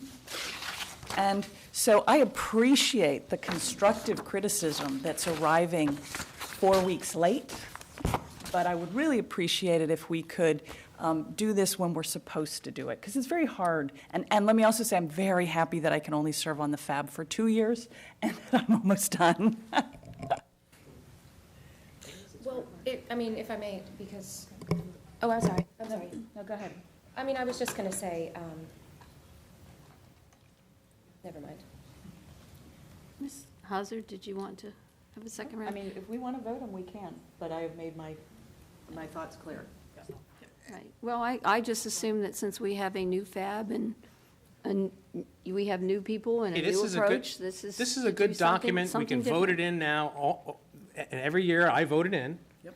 And I didn't, I purposely, and that's a good point taken, I didn't fall on my sword four weeks ago because I've been falling on my sword for 7 years and to no avail. And even as the chair of the FAB, and it never works. So vote this in. This is an outstanding list.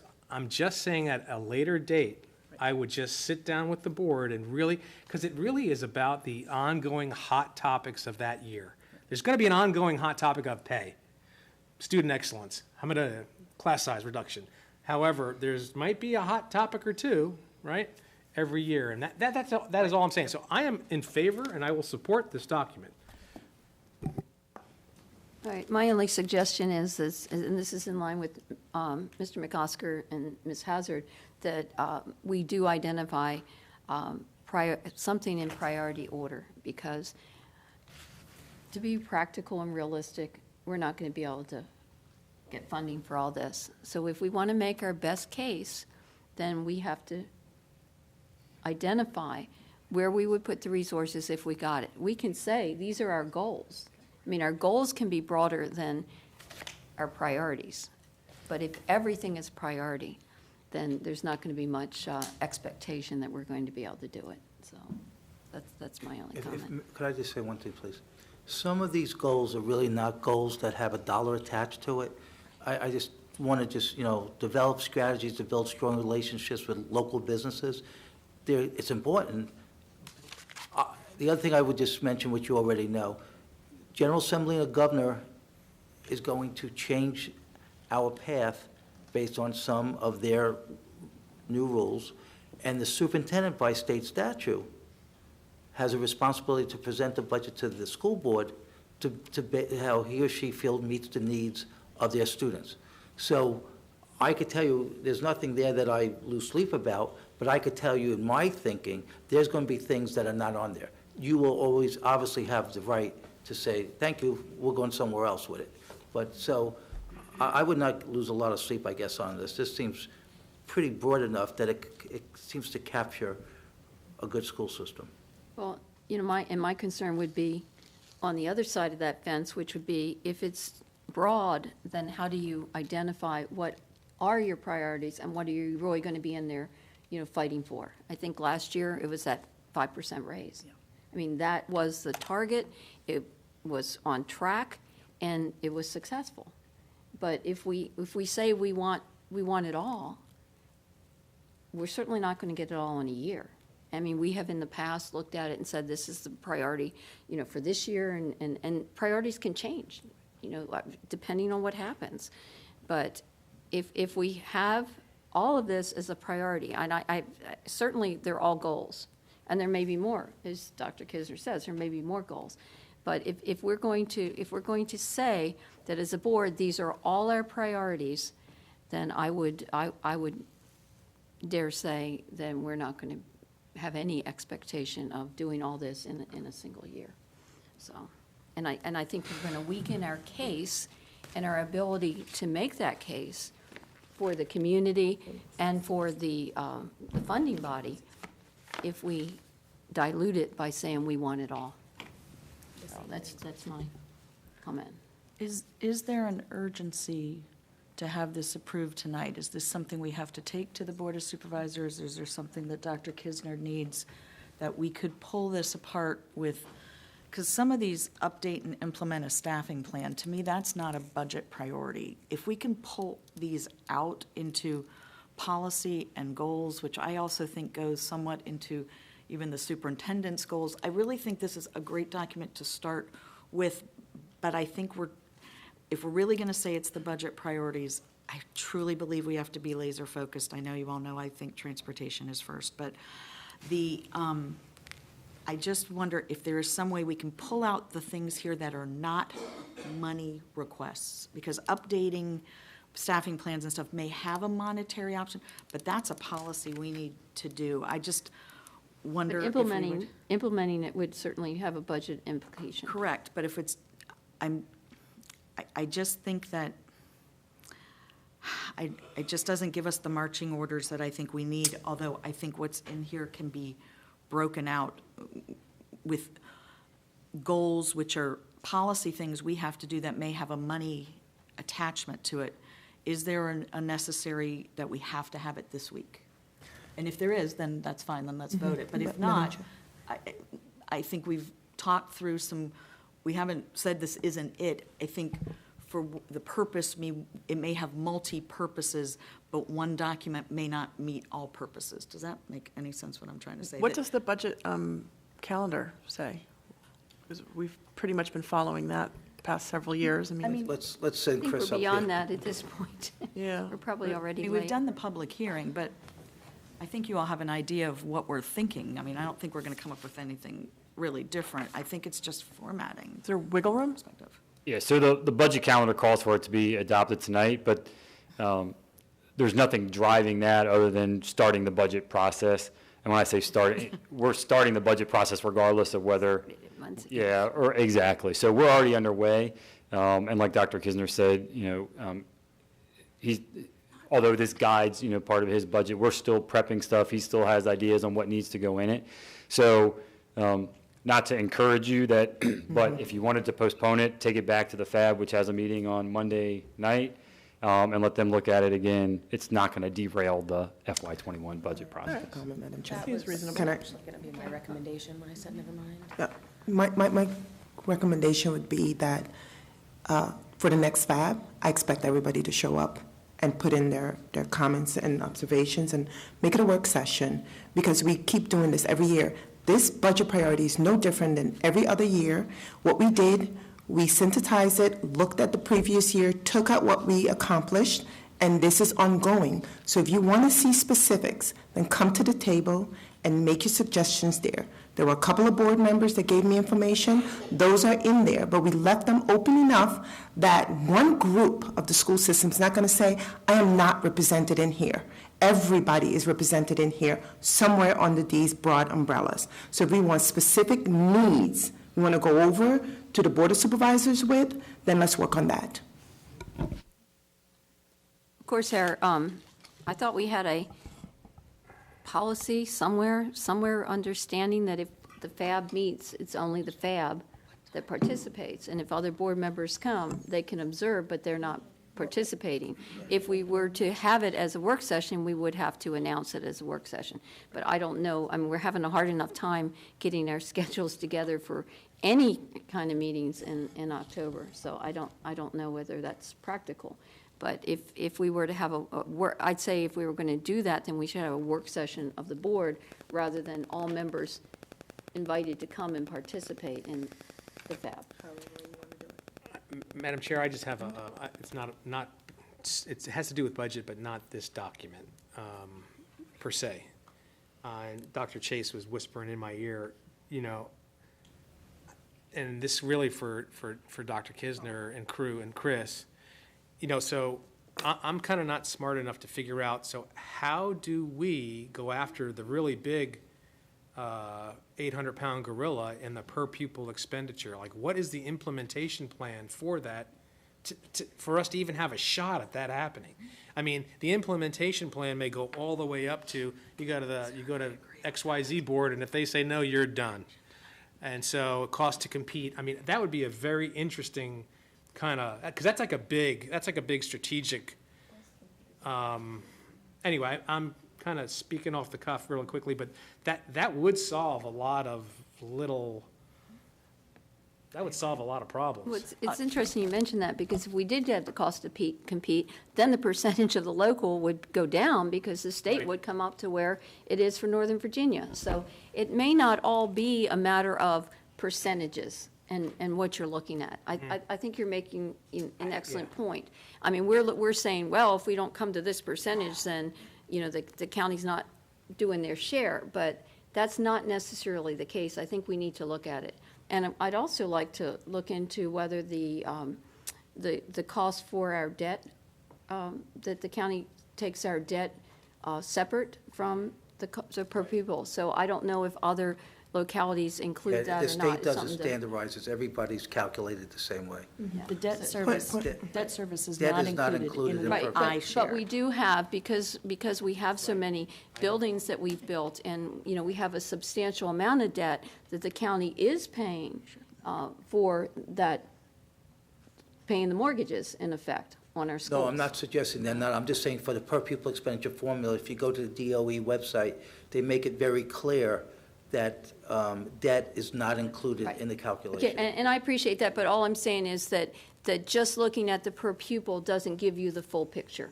Because we have to look at what the county is paying for our debt service. And for a while, we were opening a school every year. And when we build a school that costs, what was the latest high school, 140? 100 The one we built was 148. 66. Well, The one we built was 66. The high school number 6 may be 100. okay, well. Maybe 140. But or- when we're retiring those mortgages every year, that is money that is being paid on behalf of the schools. It may not be reflected in that per pupil expenditure. So, but the cost to compete that you mentioned, I mean, that just, made me think about it, because it's not all a matter of looking at those percentages. If we Madam- were getting what we feel that we should be getting from the state, that would be a significant amount, because we're getting 1/4 of what Northern Virginia gets for that cost to compete. Madam Chair, point of privilege, that cost to compete, we're taking that up in the legislative committee already, so it's not factored in here. Oh, no. Well, the question is, do we want to, and this is really up to the motion maker and the second, do you want to move forward with a vote on this evening, or do you want this to come back to the board at the next meeting? That's just the question. And the intent, if it came back, would be to, as I'm hearing the discussion, to have this as the general priorities, but to have more specific, the general goals, but to have specific priorities in, as Mr. McCosker said, priority order. That would be where this board wants to go with the current, the next Sure. budget season. Sure, so we could vote on this and then work on a more pointed list of top 3 specifics. Well, if we without the vote on business. this, then we will have voted. Yeah. So, or do we want to wait until 2 I weeks would from now like to to. vote on this? I would like to vote on this. I would like to vote on this. Okay. But it's up to the It's two up to colleagues. it's up to the motion There's maker three and of the us. second. I would say- If you well, want to go ahead. vote, then we'll I was going take to a say, vote. I will remove my suggestion of adding anything to the document, given everybody's comments. Okay, Mr. Cater.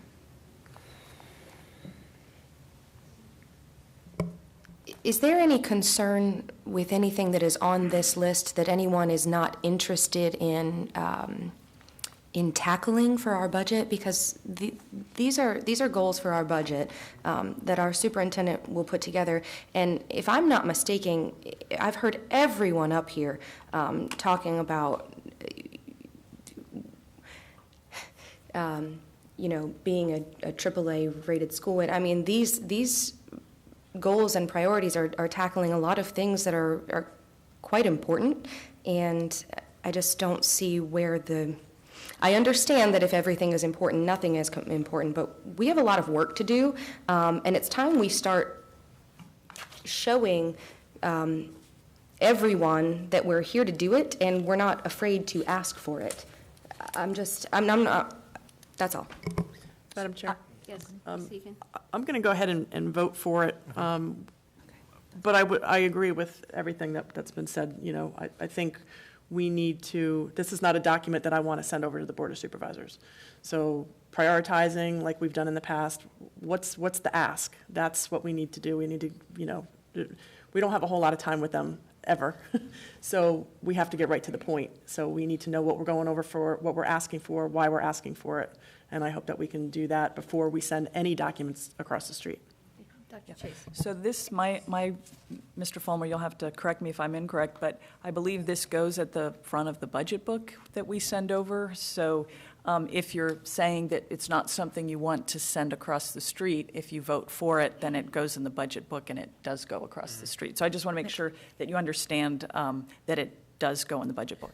My suggestion would be, sorry, I was going to say friendly amendment. that was going to be mine, but Go ahead. I think I'm tracking. This is scary, guys. could we make this This the is way Stafford? too much Could we agreement make it the between Stafford you two. County FY '20 budget goals? Goals. Take out the word priorities and then have our Priority meeting have later. us meet later Right. to talk about priorities. Because to be honest, as Mr. McCosker said, we're only going to get, I have a feeling we're not going to get 100 million. This probably would take at least that. I agree with I think we everything as a on this board list. have to talk about what is our story going across the street? What is our priority? And that's going to be a hard discussion. It's a discussion I believe we have to have with our superintendent as much as anything, of saying, what are 3 things we're going to, or 4, or whatever we end up taking over there. If we don't do this, what happens? To me, that is how I like to make decisions in my other parts of my life and my job. If I don't fund this, this is what happens.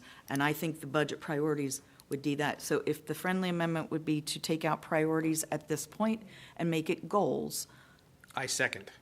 okay, they have.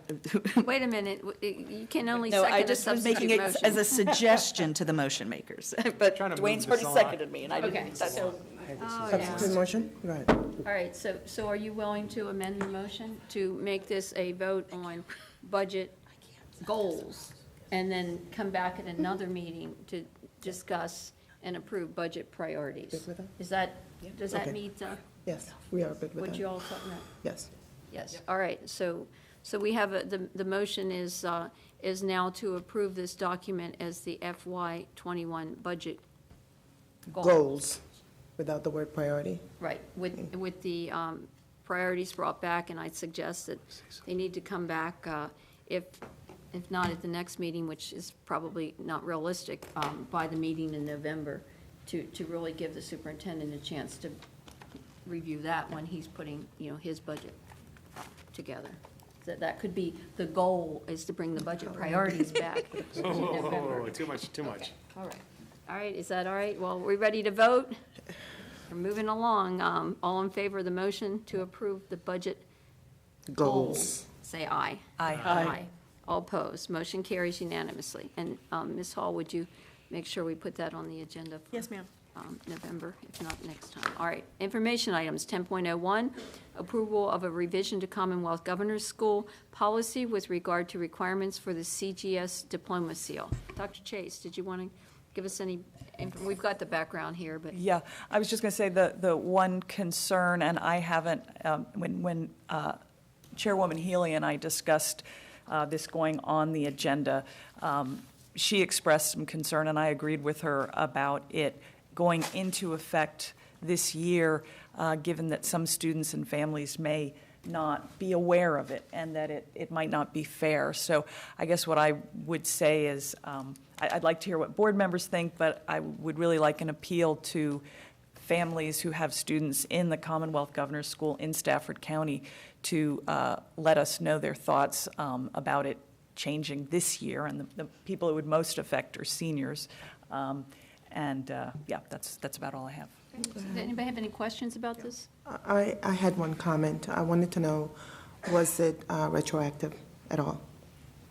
Yes, that's what. Yeah, it would go, it would, basically, any student this year currently in CGS, in order to get the seal, would have to have a passing score on their culminating project, a passing grade on that course. So it could have an effect for students who, at the beginning of this year, were not aware that this change was going to happen, so. So I'm talking retroactive, like 7 years for my son. No, it would only affect students who have not yet. We would not remove the seal. Statute of limitation has long passed on that one. I will tell you, it is highly unusual for a diploma or any graduation requirement to change for the students that are already in the program. As you know, when Virginia adopted new graduation requirements, it started for the rising ninth graders. So I'm actually, and I spoke to both of you, surprised that this was even being considered to be implemented for the students that are currently in there, not moving forward. So I think we need to get maybe some clarification from the director of what was driving it to change it now. Ms. Hazard? And I should know the answer, but I will look at my colleagues at the other end of the aisle here. Is there a PTO parents organization for Governor School? Is there some way that maybe I can reach out to them, absolutely. Maybe, and if either, I know having served with PTO, I know you hate for somebody to come and represent. It would just be nice to hear that, or even the students. I think it's a great idea. The timing, I'm not quite sure. I think I'd like a little more input from Dr. Kizner And I can give you, I can give you a little something too, from when my children were in the program. Every fall, you received something saying, with the old policy, which was that culminating counted for every one of your final exam grades, we received a contract that we signed that we understood this. So clearly, they have not received a contract saying that for this year because it hasn't been approved by any of the boards yet.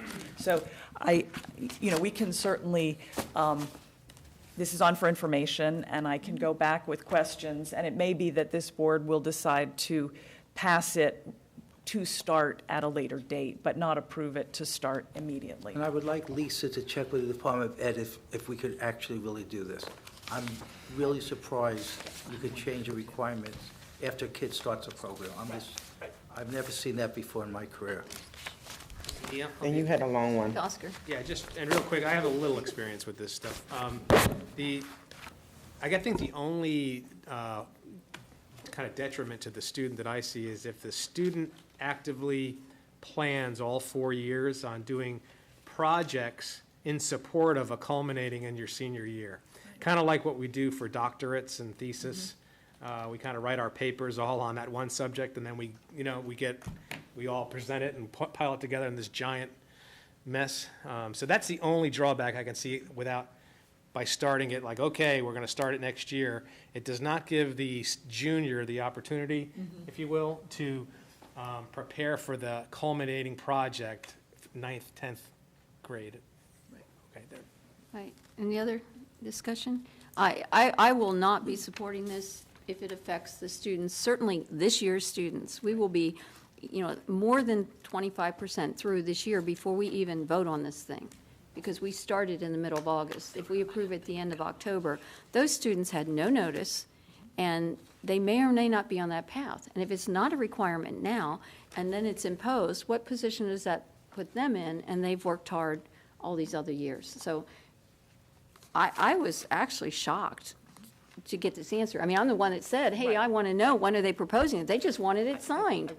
They brought it, they said, will you sign this? I'm like, heck no, that has to be approved by the board. I think the intent of the action is good. I think the application is just needs a little work. That's Right, all. I don't have an objection to it in theory, but to put it into practice without notice to the students, it's not fair to the students, it's not fair to their families that have had their children participating in this with the expectation they're going to get that seal. It's a lot of work, so let's see what we can find out. We'll find- I'll And do this some will come back to us at the next meeting. All right, oh, geez, moving right along, so much for our quick night. 10.02, approval of division-wide subject area textbook adoption committees. Oh, my. A move Here to we come again. approve. This is on Oh, information. Okay, they're all good people. Dr. Strike is getting a little excited out there. She thinks we're going to get approved. All right. Do you want me to read all this? No, okay. No. Textbook adoption committees, just one word to consider. When we approve these textbook adoption committees and they come and they make recommendations on books, it doesn't necessarily mean that we are purchasing all of these books. It just means that the books are approved for purchase at such time that funds are available and that their turn comes up for approval. 10.03, discussion concerning policies 1115, political activity, and 9104, distribution of information/materials. Ms. Egan, did you want to? Yes, thank you. The This reason that this is discussion? on for discussion, for a couple reasons. We recently received a complaint about a candidate actively campaigning in one of our buildings during a school-sponsored event. Back in July, when I started to see rumblings of campaigning going on, I sent an email, and I think I copied you all on it, asking Dr. Kisner to either draft his own letter or use the one that we sent out 2 years ago to all of the candidates to remind them that there's no campaigning in any of our buildings. And you know, apparently he sent it through Cherie, and it went to everyone. To find out later that, you know, we all received, I think we all got a copy of the complaint from a particular constituent, not mine. But because I asked Dr. Kisner to send out the reminder, and it came to our attention that it was somebody wasn't paying attention, that we needed to have a conversation about this. The response to, I guess the question that I had about, you know, why did this happen, and why are we condoning it? I was pretty clear when I read both of the policies that they're Zippo. We don't do anything in our schools that's related to politics, except for maybe when NAACP has held their candidate forum at Brook Point for many, many years. But that was outside of school hours, and you know, that's one of the events that we allowed to happen. Look, we have a governance meeting. It's on our agenda. If anybody wants to open up this can of worms to allow any of this to go on in our schools, then we'll take it up and we'll discuss what an alternate policy might look like. But me personally, I mean, we'll address it, but I will not vote for that. I think this goes for every candidate, whether it's constitutional officer, meaning the sheriff or the commissioner of the revenue, treasurer, whether it's a school board member, whether it's, you know, the soil and conservation person that's running for that office. My opinion, keep politics out of the school, all right? But I'll leave it up to you guys. If you want to, let me know if you want us to address this, we'll do it. If not, we'll put it to bed. Dr. Chase. Yeah, I just, I read through it, and I just was a little confused about something, and maybe the attorneys on the board will be able to clarify for me. So it says endorsements under no circumstances shall incumbent board members solicit the endorsement of any employee of the school system in support of their election campaign. This does not preclude employees of the school system from voluntarily offering their endorsement. I just wondered how the SEA fit in there. I mean, I just, is that okay? Is that not okay? I just didn't know. One of the ways that it looks like our policy does not have, as other ones do, is there are some that are, talk about employee associations and have certain, are addressed in policy. So if that's something that we think that governance would take up, there are other policies that address that in other jurisdictions. And if you look, I think in what we got from the VSBA of the policy manual, I mean, if you suffer from insomnia, sorry, there's a lot in there of policies that I really would love us to engage on. I believe that one is in there. I know it is in some. And I'm not just targeting any particular, I think any organization that uses our facilities. I do think we have to be very careful in any school setting of endorsement on school grounds, because, you know, it's taxpayers' buildings and time when we're in there. But like I said, it may be something to be clarified. I don't know, but I think we're just open to hear more about it. But I do think that certain organizations are covered under other school districts' policies, and I think it was also in the. I do want to make, so you set policy, superintendent has to enforce it. So there's a lot of confusion, and I also think you should get a constitutional attorney to look at your policy. So, for example, the complaint was reviewed by an attorney, your attorney. She said that does not violate the policy. That candidate was a parent. That parent wore a T-shirt. That parent went to I don't know if we call it PTO or booster, something at the high school, that they participate because their child goes to that high school, okay? We have candidates, so I need direction, because I have given permission to this, and I'm hearing maybe I shouldn't have. A candidate has asked to meet with individual principals on school ground to learn about the issues. Seems relatively harmless, but one could say she or he is campaigning because that's a candidate running for office and is seen on the school grounds. Was that candidate wearing a political shirt? But is it wearing the issue because you're allowed to wear a T-shirt? Okay? Not according to our policy. Well, then that's why I'm saying I'm not an attorney, but if I wanted tomorrow to wear either a Trump or Biden T-shirt, I would find it, I think I would have a legal standing to say, you can't tell me I can't wear that T-shirt, okay? I'm just, again, I'm not an attorney. I think that's a little bit of a stretch, but. That's a whole different issue. Yeah. That's freedom of speech. And that's what your attorney said. Oh, well, gee. Sometimes attorneys agree. Yeah, and that's what the attorney said when they saw the T-shirt. Obviously, But Joe Biden is not in our schools campaigning for himself. That's the point. That's a freedom of speech issue. And now, if this candidate was wearing a Donald Trump T-shirt or something like that, then I would say, okay, you have a good point. All I'm saying is, Superintendent, I need better direction. Understand. And clarification. So we'll. That may be something that we want the governance committee to look at, to see if we can provide clarification, if we want to do examples. And of course, we should seek counsel before we make any changes to make sure we are within our parameters. And of course, don't forget the policy that says we're not going to discriminate on political basis. So we'll have to look at that because we're not going to, break our own rules. But I do think it's something that is worthwhile, and I do think that there could be certainly room for a difference of opinion in terms of what qualifies as campaigning. I mean, if I have a T-shirt that has a political candidate's name on it, is that campaigning? Maybe, maybe not. But if I have my name on it and for something, I think that's more arguable. But that's just my personal opinion. But I think we need to get this straight. This is to protect everybody. This is not, this is not to give somebody an undue advantage or to harm somebody else. Correct. But we want the rules to be enforced across the board. And if everybody knows what the rules are, then they can all have an equal footing. Ms. Decatur, you look like you want to join in? Oh, yeah, I just wanted to know, so would it be okay or not for me to hang a sign in the front of my, not a good idea? Is that? Right here? Oh, no, I wouldn't. No, I'm just kidding. I was just going to chime in.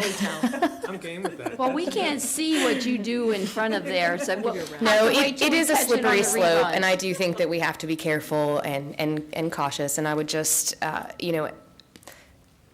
I'm not putting any plugs in there, but as someone who is out there and doing it, we have to be understanding that people are out, walking the streets, they're knocking on doors, they're wearing their polos while they're doing that, and then they're going to support their children. So, we want to we don't want to enter the slippery slope, but we also want to be very reasonable, and I think I hear everyone up here saying that, but I definitely wholeheartedly support that we don't need to bring politics into our schools, but maybe we do need to look at it, because I hear you loud and clear that you need to know, what is and is not enforceable. So that's all. I won't hang any signs. I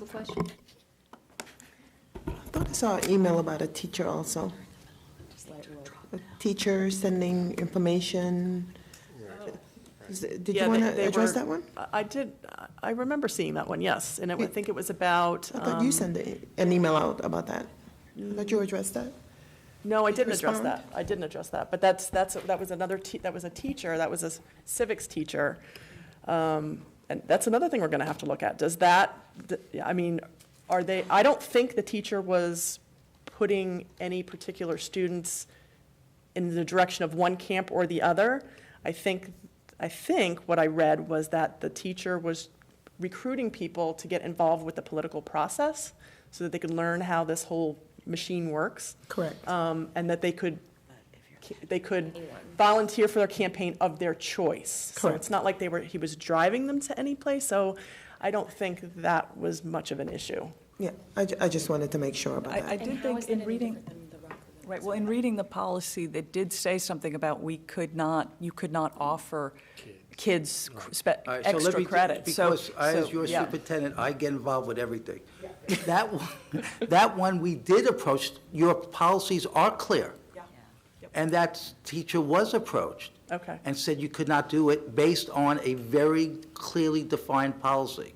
So because this, again, was just last week, so that's why Right. it's fresh in my memory. So that one, I would tell you, we Okay. could go right to the policy manual. Good. And I do agree with you, I don't think there was any ill intent at all, but it didn't meet the policy, okay? And so, Just real quick, so the request of mine to have a McGosker for Schools logo at every break, every commercial break of the school board, that's out of the question. well, it's a second reading of the policy. You're gone. You're short timer, Mr. McOsker. I already said that, literally. You dropped out. Come on, don't lay me down with the facts. All right, we need to move on. A man So thing. that will go back to the governance committee, correct, Ms. Egan? All right. Anybody have anything to send it to Ms. Egan, and she'll share it with everyone. All right, that brings us to the upcoming meetings, finally. The next meeting, the next regular meeting is October 22nd at 7 PM. And am I supposed to read all these other meetings? Yes, by yourself. Paul? They're all in here, there's a lot. The most important one is next Tuesday, we'll all be meeting with the Board of Supervisors. Everybody in a needs to go joint home. meeting, So, And watch the Nats game. yes, tomorrow. Yeah, Yes, tomorrow. not tonight. If it was Thursday, we're rescheduling. All right, we're done. Thank you. Thank you, yeah. Email it to me too, yeah. You know what? I just want, why don't we just update it? Yeah, yeah. Yeah.